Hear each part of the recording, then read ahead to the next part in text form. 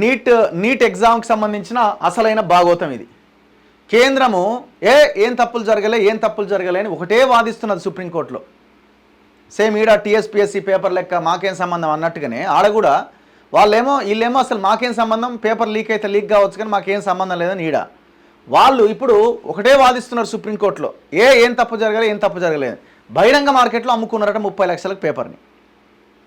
30 లక్షలకు neat paper ఒక్కొక్క అభ్యర్థి నుంచి వసూలు చేసిన బీహార్ ముఠా వారందరినీ రహస్య ప్రాంతాల్లో ఉంచి జవాబుల చిట్టి అట. ఏంది ఇది? 24 లక్షల మంది విద్యార్థులు రాసిన పరీక్ష ఇది. ఎంత పగడ్బందీగా ఈ ఎగ్జామ్స్ నిర్వహించాలి? అసలు ఇంక ఈ దేశంలో ఏదన్నా నమ్మడానికి అవకాశం ఉందా?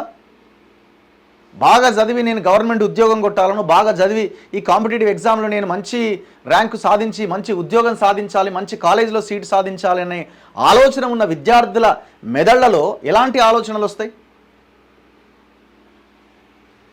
అయితే అక్కడి నుంచి నేరుగా పరీక్షా కేంద్రాలకట మే 4వ తేదీనే ముఠా చేతికి ప్రశ్నాపత్రం వచ్చిందట. ముందుగానే నిందితుల నేరాంగీకార వాంగ్మూలాల్లో సంచలన విషయాలు. ఇంకా ఈ పేపర్ని రద్దు చేయకుండా ఇంకేముంది? ఇంకేమన్నా ఉందా?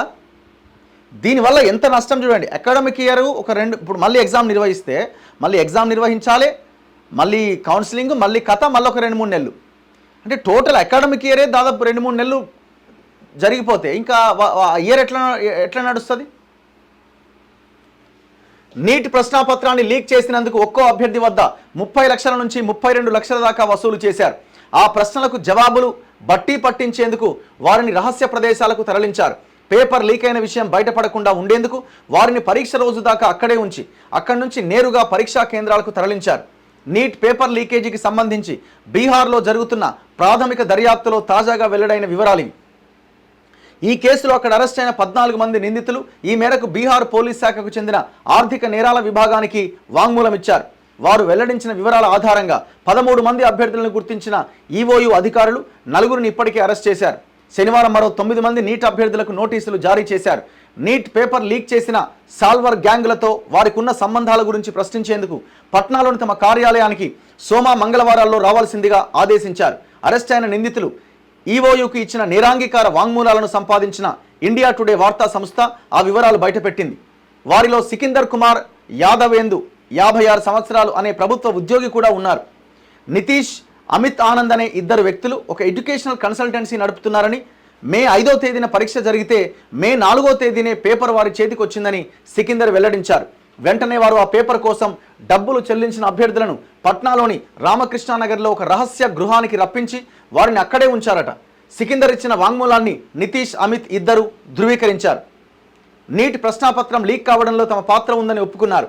ఆ ప్రశ్నాపత్రాలు ఇవ్వడానికి ఒక్కో అభ్యర్థి నుంచి 30 లక్షల నుంచి 32 లక్షల దాకా వసూలు చేసినట్టుగా చెప్పారు. ఏమిటి సాల్వర్ గ్యాంగులు? యూపీ, బీహార్, జార్ఖండ్ సహా దేశవ్యాప్తంగా పలు రాష్ట్రాల్లో పోటీ పరీక్షల్లో విద్యార్థులు ఉత్తీర్ణత సాధించేందుకు ఈ సాల్వర్ గ్యాంగులు పనిచేస్తూ ఉంటాయి. వీరికి విస్తృతమైన నెట్వర్క్ ఉంటుంది.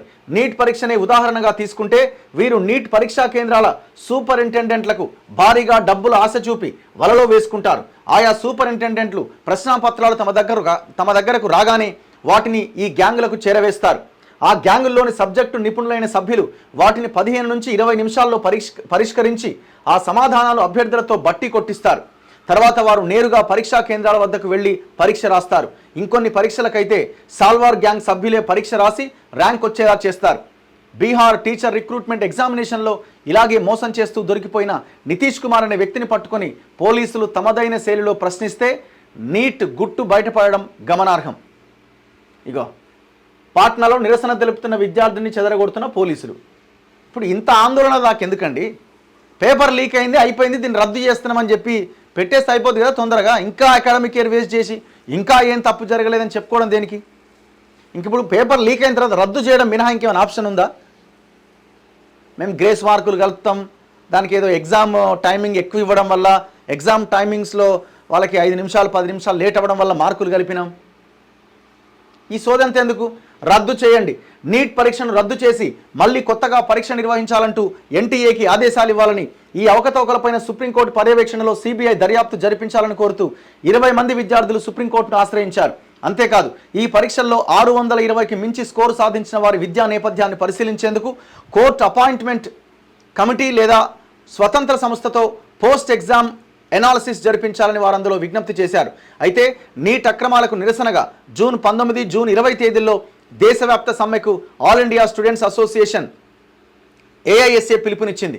నీట్ పరీక్షను రద్దు చేయాలని, రాష్ట్రాలు తమ తమ సొంత ప్రవేశ పరీక్షలను నిర్వహించుకోవడానికి అవకాశం కల్పించాలని కర్ణాటక ఉప ముఖ్యమంత్రి DK శివకుమార్ డిమాండ్ చేశారు. ఏంది ఇది? ఎంత ఘోరమైన విషయం ఇది? 30 లక్షలకు అమ్ముకున్నారట అంటే ఇక కథ ఎట్లున్నది చూడండి.